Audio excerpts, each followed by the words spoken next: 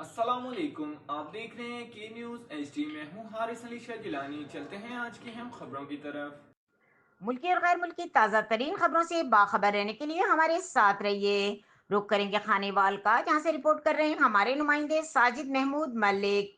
मुहर्रमुल हराम security इक़दामात, assistant commissioner Khanewal और SDPO सदर सर्कल का दौरा। मखदूमपुर असिस्टेंट कमिश्नर खानेवाल और एसडीपीओ सदर सर्कल शब्बीर अहमद बड़ाइच ने मखदूमपुर का दौरा किया, जहां उन्होंने मुहर्रमुल हराम के सिलसिले में मरकजी जुलूस के रूट का मुआयना किया।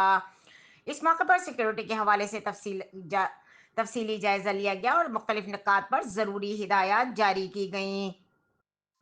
असिस्टेंट कमिश्नर ने मुतल्लिका इदारों को हिदायत दी कि जुलूस के रूट पर मौजूद टूट फूट या रुकावटों को फौरी तौर पर दूर किया जाए, ताकि आवाम को किसी किस्म की परेशानी का सामना ना हो।